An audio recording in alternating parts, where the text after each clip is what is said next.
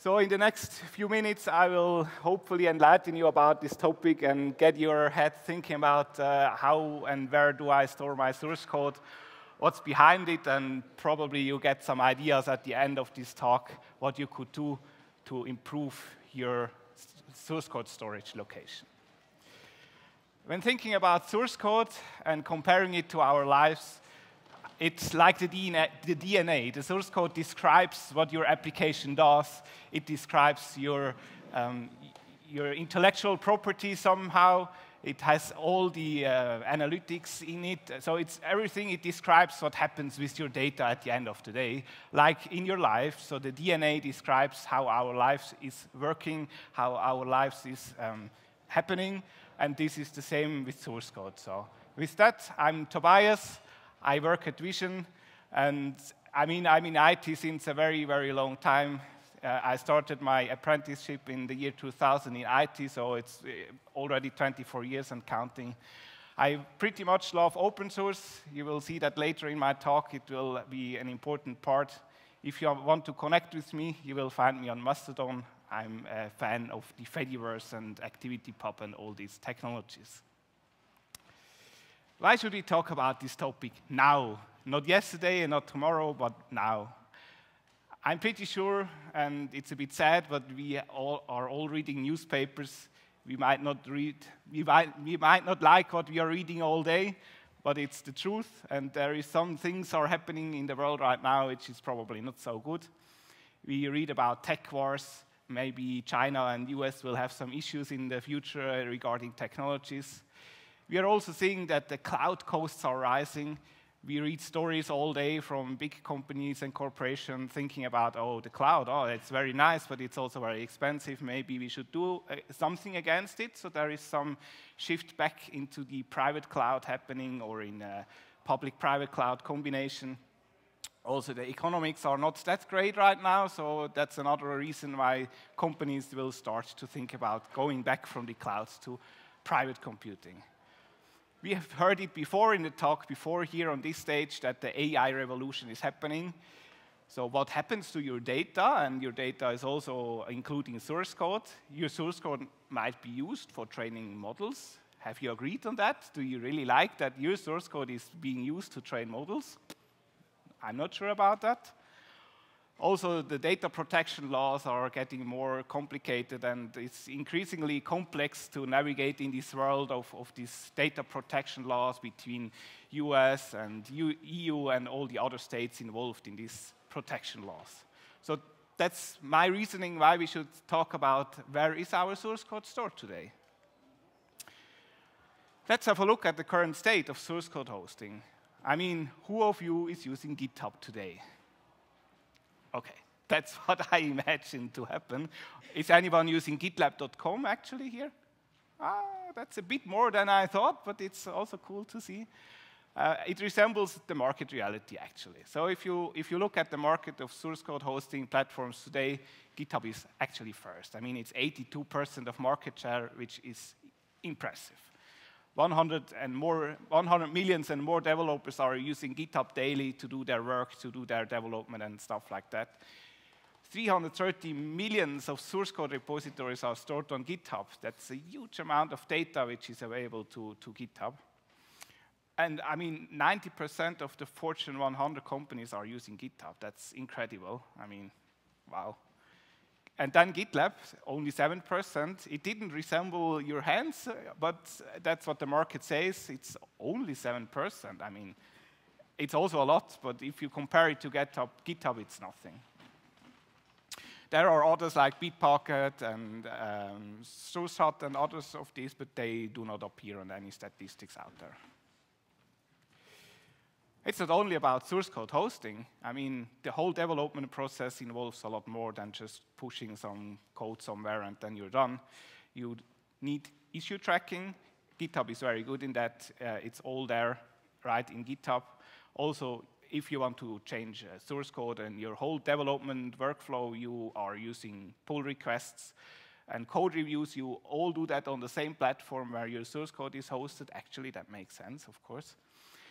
Also, included in the development lifecycle are CI/CD pipelines. You do not want to build and test your code manually all the time. That should happen automatically in the cloud for you. That's the CI/CD pipelines. Keeping dependencies up to date all day, that's also boring. Let's automate that. So dependency management is included in GitHub, also in gitlab.com. Then the AI-powered development, you might know Copilot. Is anyone using Copilot already? Yeah, okay. Maybe it is proposing you code, which I wrote some time ago and pushed to GitHub, who knows. Don't take it, it might have bugs. And then also the cloud IDEs, you probably have used GitHub Workspaces, actually. That's also cool. Just click on edit this code, a whole Visual Studio Code opens in your browser, and you are ready to go and can start coding right away. Knowledge sharing, documentation, wikis, an important part of these platforms, and community collaboration. If you have an open source project on GitHub, you are using it to discuss issues and problems with your community out there. So you see, it's not only about source code, what we are talking here, it's the whole thing around software development. Everything concentrated at one big platform called GitHub. You might ask, why am I talking about this? Why does this actually matter? I mean, we can use GitHub, no problem, problem solved, just push it there and go away. Have you thought about the business value of your source code? Maybe not every day, but maybe sometime you do. I mean, the source code, without source code, most of our business, or today probably all business, won't work. It's not only the data which is important. Of course, without data, nothing happens. But without source code, you would not have the data available. So source code is the heart of everything what happens. It's also incorporating all your business processes. You have codified what happens with your business all day automatically with the source code. The GitHub development lifecycle also includes the development history and the knowledge. I mean, think of all the commit messages you put into Git and then push it to GitHub. Think of all the discussions you do in pull request reviews while your developers are discussing changes on the code. Think of issues with all the discussion. That's all knowledge which also has an impact on your business workflow. I mean, there are changes in source code which affect what happens with your data. So it's also an important part of the source code. Source code without commit history, it throws us back to the 90s. That's not what we want today. It contains the key business processes. So, as mentioned already, I mean, without code, nothing happens in your business. And also the innovation happens with source code. All the AI stuff which happens today would not be possible without developers making source code available all day. What risks do we see today? I mean, a question for you again. If GitHub is down, who can do developers in the room? Who can still work? Not that many. Who could still deploy to production if GitHub is down? Yeah, a few, okay, but I mean, you have an important fix to deploy because something is broken in your production, and GitHub happens to be down sometimes, and if you think back at the numbers, 100 million developers, GitHub is down, 100 million developers, they are stuck. Of course, they can write code, but only writing code on your laptop, that's not the whole picture. You have to put it somewhere to get reviewed, to get it onto your environment. So relying on these central platforms, and if you look at the gitlab.com and GitHub, they are US-based. Atlassian is an Australian company, but is also hosting in US, and all the others are also in US. So is that good? It's a bit of an over-reliance on US platforms. Mentioned before, data privacy and sovereignty concerns. So if US suddenly thinks, okay, we are not fan of Europe anymore, maybe that has an impact of how we can use GitHub and all these platforms. Also, if you push data to GitHub, do you know what they are doing with that data? Maybe train their AI models, maybe do other stuff with it. We don't know actually in detail what happens to our source code there. And of course, the vendor lock-in. Have you ever tried migrating from GitHub to GitLab? yeah, source code, no problem, git remote add, and then push there, problem solved. But all the issues, all the pull requests, all the CI pipelines, everything is stuck on GitHub. It's a huge amount of work to transfer this work you put into the GitHub ecosystem into another platform. Okay, but what could we do? So I think we have some solutions and alternatives available which are worth talking about. Local alternatives, actually. When thinking of self-hosted alternatives to GitHub and GitLab, so GitLab you can use in the cloud, but you can also self-host it. It's, the community edition is free. There is an enterprise edition which you could pay for, but it's developed from a US company. GitHub Enterprise Server is also a way to get GitHub into your own data center. It's very expensive, but you can get it, install it in your data center, and then you have it at your premise. It's very expensive, and it's developed in the US. Atlassian Bitbucket Server, you can use it in the cloud or download it to your data center and install it there, run it there. It's very expensive. It's developed in the US and in Australia. Other lesser-known alternatives out there are, for example, Gox. That's a free software developed by a Chinese single one-man show, but it has some traction. Then we have GT, maybe the best. Does anyone know GT here? Yeah? Oh, that's cool. back there. It's a fork of Gox, actually. I mean, Gox is the roots of what's going out there in this space. But GT has a problem. It has been transferred to a legal company in US, and it's now run by this company. It has some changed development into an open core model, and the community was not very happy about that. So ForgeShow appeared on the landscape, and this is the fork of GT, so a fork of Gox, actually. And this is mainly developed by European developers. So from this whole list, the only software I have found which is usable for day-to-day work in that space is ForgeShow, which is developed in Europe. All the others are developed in the US. Of course, there is SourceHot, or you can just have your own server and use it to push your Git there, but as you have seen, it's not just source code and Git. There are some managed services out there in Europe. So for example, you can go to GitLab host, you get your managed GitLab there. You can go to Stack Hero for GitLab, you can get your managed GitLab there. Codecentric and a multitude of others. If you search for European managed GitLab providers, you will find a lot. The only thing which I found, which is not GitLab at the back end, is codeberg.org. Codeberg.org is based on ForgeShow.